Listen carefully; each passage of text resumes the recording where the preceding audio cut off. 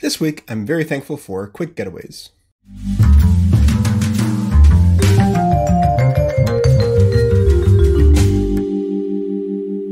This past weekend, I had a chance to get out of town and check out Savannah, Georgia with Noor and Maysoon. We left on Saturday, just got back on Tuesday. Absolutely beautiful city with amazing architecture, lovely people, and some pretty darn good southern cooking. Weather was amazing, upper 70s. I think we hit 80, 81 at some point once or twice. So it was nice, especially Saturday when we left. Had snowed in the morning. Perfect reminder that we were missing warm weather. And traveling can be fun. Traveling can be challenging with a child. And traveling can be very challenging when you're self-employed, but I'm in the forever pursuit of work-life balance, so sometimes you just gotta point at the calendar, pick some days, and buy some tickets, and be on your way. Be better off for it afterward. Wanted to share some photos and maybe even a couple of videos of our trip. But I was actually doing some reflection during our trip, and Nora and I were having a conversation about it as well. I don't think there's any city or town across the country, maybe even across the world, where you're not reminded that somebody in the past ended up suffering for your present day enjoyment. Obviously with plenty of painful history there with slavery and all the fun stuff that happened in the South, even after the Civil War, which actually reminded me, because for me, I always do better when I kind of relate to my own situation or something that I can find relatable. You know, and I have my family's from Cuba, in case you don't know me, both sides of my father and my mother's side. A lot of family in Cuba, a lot of family that I haven't met, and luckily through social media I have been able to connect with some family and have conversations, although very careful with what type of conversations we have, because I certainly wouldn't want to jeopardize their well-being, and that's just a fact of life down there. But I've been really wanting to go to Cuba and kind of see the homeland, see where my grandparents came from, my family lineage. You know, a place that my grandparents couldn't ever get back to. Unfortunately, they passed away before ever revisiting, except my paternal grandmother, who had a chance to go back in 2000, I believe. Her and my dad were able to go, and she wanted to go before she reached the age that she couldn't travel anymore. And I'm glad that she did. It was a great experience and very humbling experience for my dad as well. Seeing how our family live. For those who aren't aware or prefer not to see reality, everything that we see on TV is not real. So when we see pictures and video and travel guides of Havana, that's certainly not representative of how the rest of the country lives. But for myself, my maternal grandfather fought against communism, and I've always had that conflict. I really want to see the homeland. I really want to meet our family. But I really don't want to give money to the communist government. So how do I get around that? I don't know. I don't think I'll be able to get around that if we actually end up going to visit.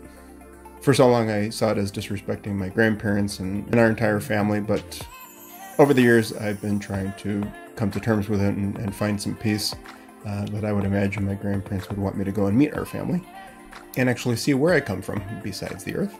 But that brings me back to our Savannah trip. Whether you're living here in the Midwest or in so many parts of the country where names are derived from Native American tribes, we certainly know how much pain can be found in Native American history. But for me, for myself, and I can't speak for anybody else, but for myself, I know that I can't go and completely boycott everything, because I probably wouldn't step foot anywhere without disrespecting somebody who lost their lives fighting for their people, for their freedom. So for me, I think that it's best to acknowledge the pain that people went through, especially as a group of people, respect their struggles and their sacrifice and their loss of life, and remember and honor them as I go throughout this world, exploring and enjoying what was left behind, thanks to their struggles and loss and pain.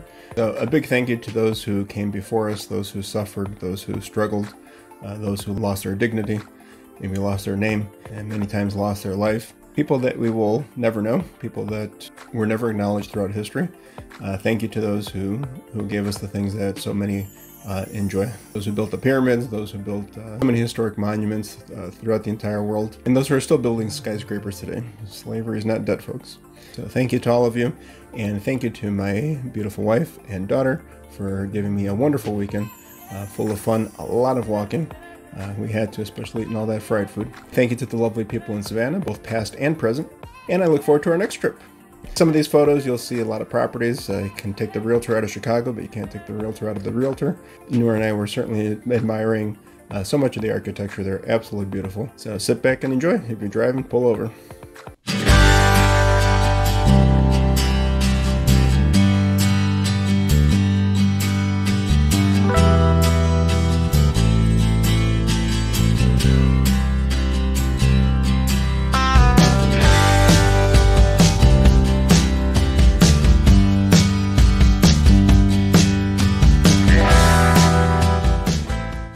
So there you have it, folks.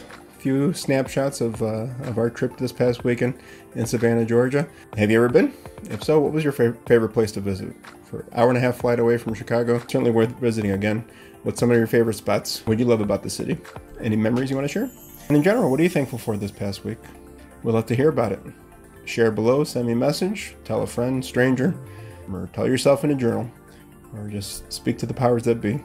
Thank you so much for watching. Take care of yourselves and each other, and we'll definitely catch you next week. I'll wrap this up with an adorable video of Maysoon on the swings.